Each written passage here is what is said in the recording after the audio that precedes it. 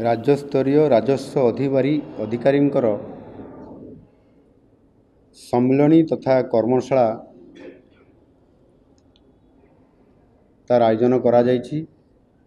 राजस्व विभाग तरफरु एवं सेथिरे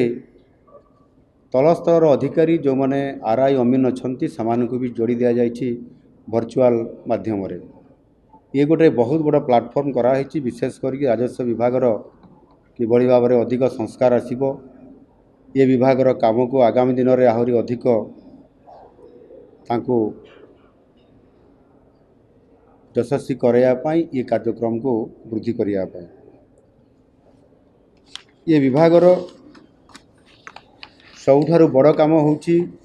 भूमिहीन को भूमि जोगे देबा। आगरू ये काम चालू रही किंतु आज दिन में मध्य अनेक भूमिहीन लोक अछंती आ एबे आम सरकार निष्पत्ति नैछंती जो लोकर जमी 4 डिसिमिल रु कम अच्छी ताको भूमिहीन लोक हिसाब रे ताको गणति करा जिवो एवं तापाई मध्य जमी ताको जोगै दिया जिवो। ये गोटे बहुत पदक्षेप आम सरकार नैछंती। अनेक केस गुड़िक आज दिन में तहसील ऑफिस रे एवं कोर्ट रे पड़ी रोच जो जमी संक्रांतीय जो मामला गुड़िक सब दाखल होउची सेगुड़िक त्वरित फैसला न होबा कारण जोगु अनेक पेंडिंग रोची सेगुड़िक केमती तुरंत यथा समय रे फैसला करा जाई परिबो ताहा उपरे आज मु राजस्व विभाग अधिकारी मान को परामर्श देइछि। ता सहित जनजाति एवं जाति लोक मानकर जमी किणा बिका को लेकर अनेक समय रे जनजाति लोक मानकर विभिन्न समस्या देखा दी थाए से जानी पारती ना से जमी को हड़प कर नियाजिबार लक्षण बहुत समय देखा दूँ पर जना पड़े एणिक ताऊपर तहसीलदार मानू ए बाबद आज मु जनईदेली जे आपण मैंने से क्षेत्र में कहीं जो लोक मैंने आदिवासी जमी को नापी चाहते केबे से भितर आपण कौन सी प्रकार रे सहयोग करंतु नाही आदि धरा पड़े ताले निश्चित भाव में दोषी दंड पाइबे। सबुठारु बड़ कथा है जिते प्राकृतिक विपर्यय आसूची सेते बेले ये राजस्व विभागर वरिष्ठ अधिकारी ठारू आरंभ करी तलस्तर अधिकारी पर्यंत समस्तंकर गोटे गुरु दायित्व रुहे एवं संपूर्ण भाव में वर्षा दिन नवेम्बर मास पर्यंत जेहेतु ओडिशा रे प्राकृतिक विपर्यय सबु बड़े हुए बन्या बात्या एवं ताहा सहित मध्य विभिन्न प्रकार प्राकृतिक विपर्यय आसे ताको मुकाबिला करिवा पाई एवं ये मुकाबिला रे सफल रूपायन अतीत आज पर्यंत हो आसुची। गत वर्ष जमिति दाना आसिला एवं आम सरकार नुआ करी दायित्व नेला परे मध्य जेभली भाव में ताहा उपरे आमे योजना करी सबु विभागर सबु डिपार्टमेंट रो अधिकारी मान सहित कन्वर्ज करी समन्वय रक्षा करी किभली भाव में जीरो काजुआलिटी हम यह को बहुत ध्यान दि जाइथिला आ आम सरकार मध्य सफल होइथिले। आम राजस्व मंत्री एठी अछंती से तो निजे ये काम को राति तमाम दिन तमाम देखुतिले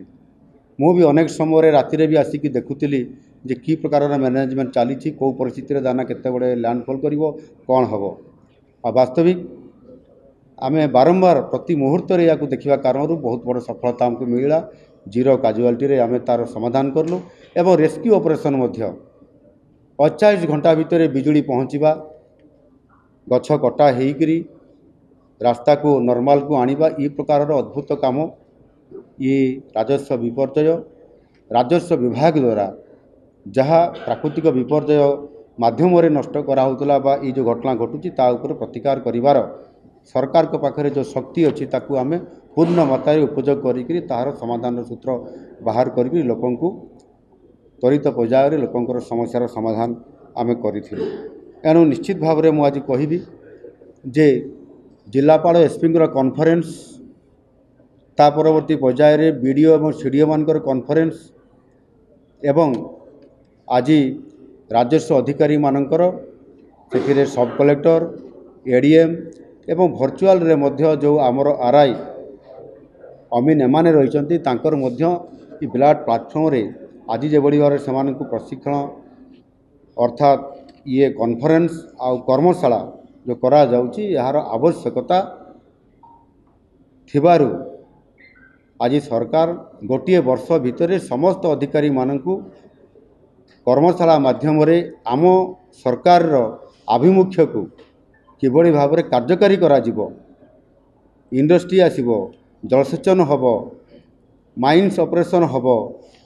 एवं रेल रोड विकास काम रे लैंड एक्विजिशन रो आवश्यकता अछि। ये सबु काम को जदि त्वरान्वित भाव में यथा समय करा जिवो ताले राजस्व विभाग रो भूमिका अतीव गुरुत्वपूर्ण ताकू आधार करी समस्त को एथिरे ये सम्मिलनी माध्यम ये वर्कशॉप माध्यम आहरी अधिक से चलचंचल करवा से सक्रिय करवा ये भूमिका हूँ राज्य सरकार जहाँ आम करुचु 2 दिन धरिक ये सम्मिलनी रे निश्चित भाव एठी राजस्व मंत्री उपस्थित रहीकि समस्त कार्य को तदारक करेंगे एवं आवश्यक हेले मु निजे मध्य पुनर्बार आसिक ट्रेनिंग आउ ये कार्यक्रम कर्मशाला किभली भाव में सफल देव से उपस्थित रहीकि या सफल करने पड़ो। धन्यवाद।